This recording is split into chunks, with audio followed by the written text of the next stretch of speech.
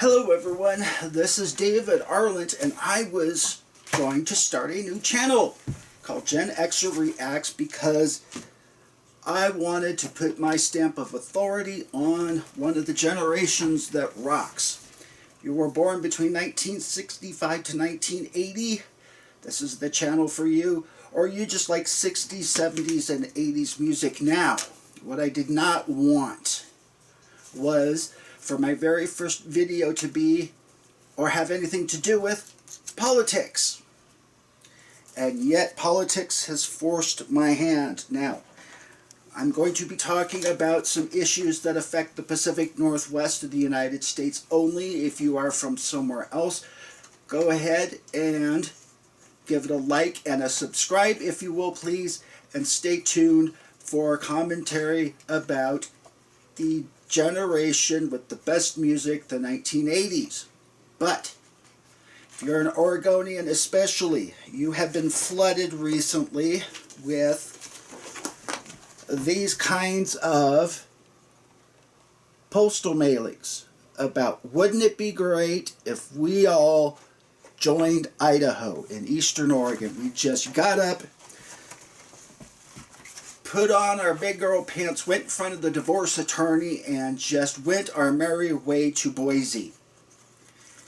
Now, ladies and gentlemen, as my dad always said, if you want to know where a man's loyalties lie, always follow the money. So I did quite a bit of digging on this. Wonder what would happen if my house were magically transported from Wallowa County, where I live. It's in extreme northeast Oregon, where Oregon, Washington, and Idaho come together.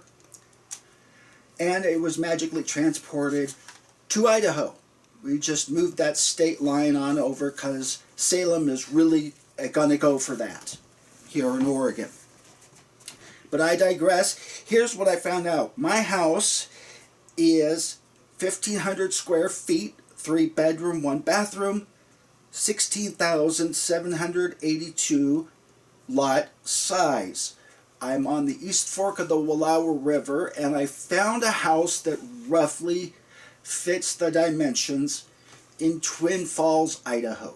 I'm not going to name the house because I don't know if these people want to be contacted about politics in Oregon, but here's what would happen. My house would go from $610,000 in value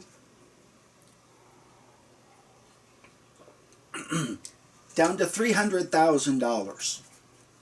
That means it would be cut in less than half. And you say, but David, that means your property taxes are going to go down. No, they are not going to go down, people, and here's why. The local school district in Wallowa County relies 80% roughly of their budget on Salem.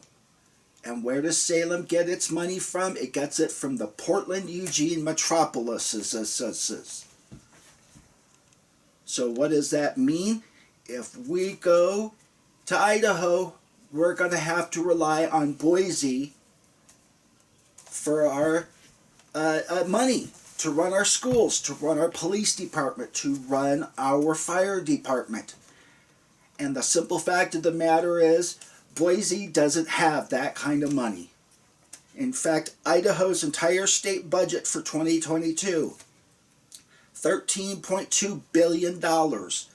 Oregon's budget for that same period, $67.8 billion. And so the $25 million plus that we rely on our county from the state budget is a drop in the bucket to Portland, and they have a 150-year history of supporting Wallowa County.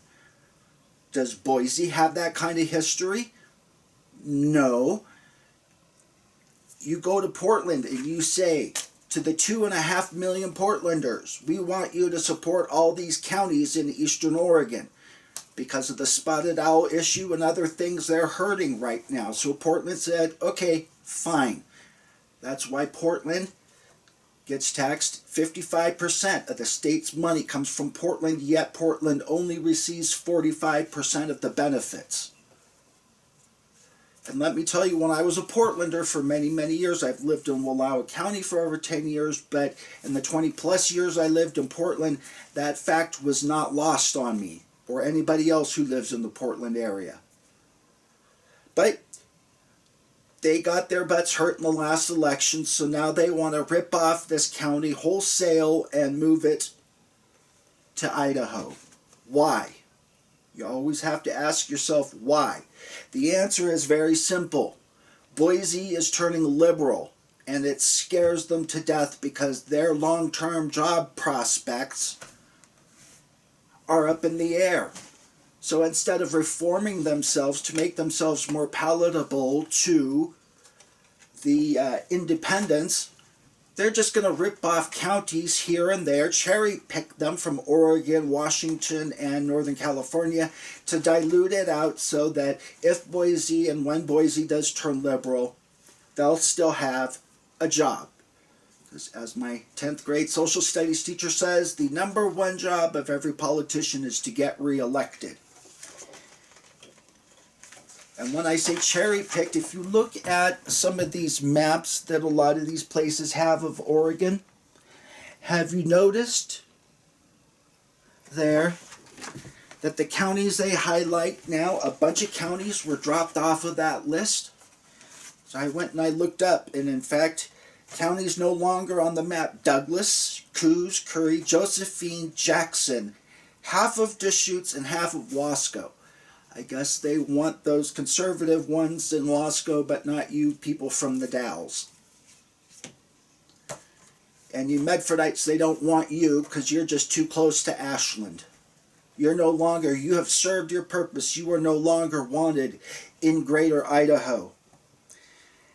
Their number one selling point on there is the reason we will never be represented is because 80% of Oregon's population lives west of the Cascades. Really, people? That's what you're going to hang your hat on, I should say. 80% of the, isn't that what's called a democracy when 80% of the population outvotes you? I just absolutely am mind-boggled, and of course people will probably vote for it because they always like to shoot themselves in the foot to spite their face. Then what will happen is they all try to want to sell their houses because all of a sudden they notice their housing values are going down, down, down, down, down. But they can't sell it anymore because now you're part of Greater Idaho. It's said that every single American, and I know this is true for me, their number one retirement asset is their house. So I have a question for you. Would you rather retire on $600,000 or would you rather retire on $300,000? I don't know about you, but I would rather retire on $600,000, not half. Another factor they never seem to mention in this is, would you guys like an extra 9% sales tax on every single thing you buy? It's 6% state tax and 3% local tax in Idaho. If you join Greater Idaho, you are now going to pay sales tax on everything. Those combiners, those big tractors and stuff that you buy that are well over $250,000, you're going to be paying 9% each and every single time. You are going to be paying 9% for each fancy Dodge and Ford and Chevy pickup truck that you buy. My cousin's Kia Shark that she just bought 2 weeks ago, 9% sales tax on that. That's why they always scream bloody murder when they go and put tabs on it, because that's where they pay the sales tax, is when you get your tabs done. And they're paying $1,000, $2,000 just to get tabs on their vehicle, and I'm paying something like $120 or something like that on my truck. I can't remember. I'd have to go look that one up. But I'm sure you got my point. Cost of living, or actually should say standard of living, Idaho. Average Boisean makes $68,373 a year. Average Portlander, $78,476. That's more than $10,000 a year. That's why it's okay to raise taxes on Portlanders a little bit to pay and subsidize the living out here in Wallowa County. So just think about it, ladies and gentlemen. If you're here in Oregon, 9% sales tax, go join Idaho. Yay! If you have any comments or suggestions, like, comment, subscribe, and share. And I will see you on something hopefully that's a lot less political and when I've actually had a chance to properly set up this channel.